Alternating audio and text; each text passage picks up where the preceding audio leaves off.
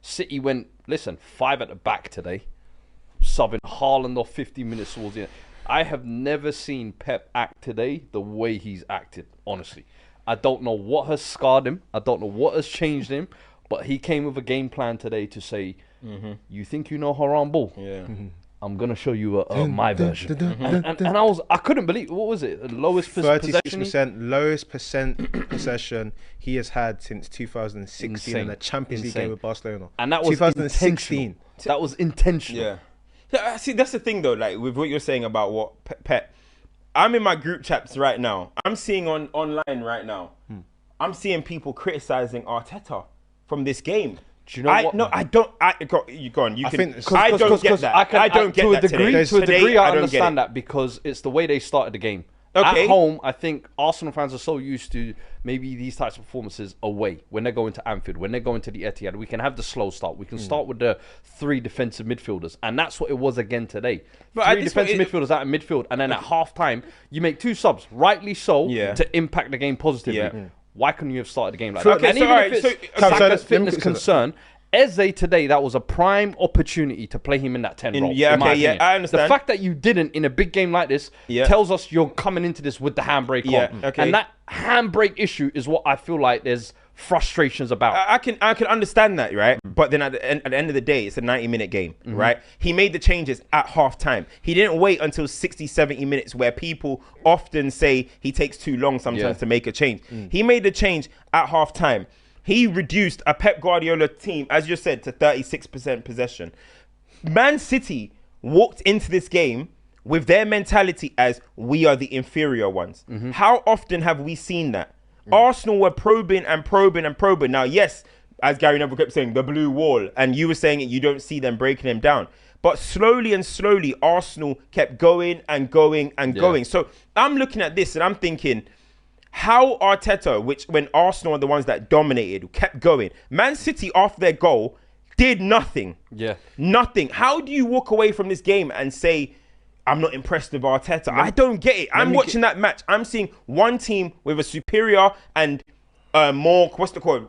More, they want it, the more emphasis intent to win the game. And the other team, what Pep did today is what Ruben Amorim does. It's what all these managers away game, low block. But Cam, that's the thing. So Cam, with what you're saying, you have to remember that Arsenal fans, this is a high pressure season for Arsenal fans. They understand what is at risk here. They understand that loads of people are watching to see if they can make the step to become champions. And in a game where it's of this magnitude, they have seen their team go in and, as you said, handbrake on or being too conservative, a bit too pragmatic. So, as you're saying, when you go into this fight and the other manager has kind of been like, we're inferior here, and then you make those substitutions, all they're thinking about is, forget about the result. Why is it only taking you till today to show that you are the aggressor, that you can be on the front foot? I hear what you're saying, and the thing is, what you're saying is right. What you're saying, Cam, is right, is that in terms of the reaction. Look, Arteta made the right substitutions today. Bro, and Pep Guardiola said, do you know what? I'm going to take off Haaland. I'm going to bring on Nico Gonzalez, right? Arteta made a change. Arteta then said, do you know what? Timber, I'm going to take off Timber and I'm going to bring on Martinelli.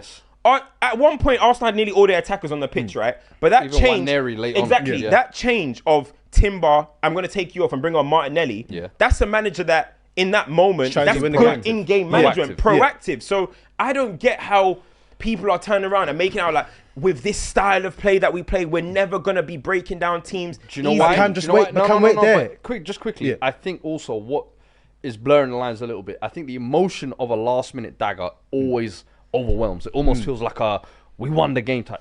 They still drew the game, bro. They still were at home, as you said, against an inferior Man City side. I felt like coming into this game, this is almost like a perfect opportunity for Arsenal to set the tone, lay the gauntlet down to be like, you know what? We're going to go past City. We're going to do it in a dominant fashion. We're going to keep up with Liverpool. And instead it was, as I said, the first half performance was handbrake on. 3 defensive midfielders. Was the handbrake on? I felt like it was. Or did Man City how many chances did they create? They didn't really create many chances. Man City shut. I don't think Man City Arsenal weren't great in the first half. I'm not saying Arsenal were great in the first half. Yeah. I'm saying, how was the handbrake on? To say the handbrake on, they look passive. So they look passive. Sure, put it this I mean, way. that's down to them trying to break Man City down, though. No, but Cam, but this is. I don't see how. I think that's also down to the personnel you're coming back full circle, because the reason why you're struggling to break City down is because the guy that not changed the game, but played a key part, Eze, is finally in his preferred position. Yeah. You've got Martinelli in a preferred role of coming off the bench and running towards the ball. You've not got 3 holding midfielders in the middle of the field. We need to stop calling Moreno a holding midfielder. No, you get what I mean. But you got 3 guys of a similar profile that are not going to be a creative spark. Moreno's not going to. He's not going to unlock passes. The ball. Mm-hmm. He's not going to do that. Find eye of the needle pass into that final third. Yeah. I agree that Eze should have started. I'm not going to say that, but I don't think it's warranted to the point where people are saying we would never win with Arteta the way they are saying today. I understand the feeling, because I'm thinking Arsenal fans thought this game was a winnable game, and the fact that they're walking out with a draw, they're still disappointed. Okay, the euphoria of a last minute, equalizer, great. Martinelli continuing his redemption tour, great.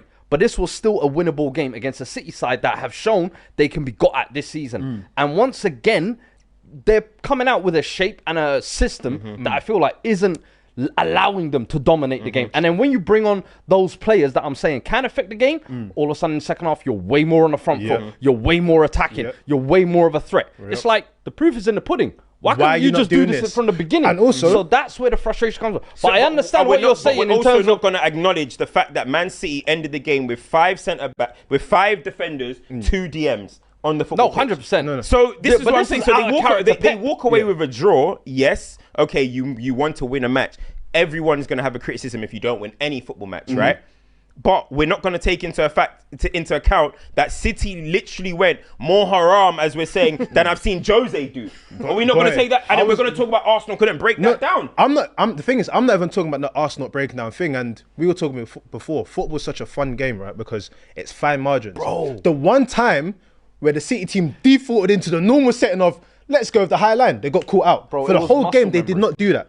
The one time by default, in the last minute of the game, let's squeeze up a little bit. So that further goes on to my point that City were doing things that they would not. Arsenal were forcing City to do things that they don't normally do. As soon as City did put their line up, Arsenal went on and scored. And it's not like City literally only had the one chance of Erling Haaland. Are you saying no? They had the Doku thing when you went through. They had the Haaland chance. Wait. Is that a half chance? No, he had a chance. He went 3-1-1.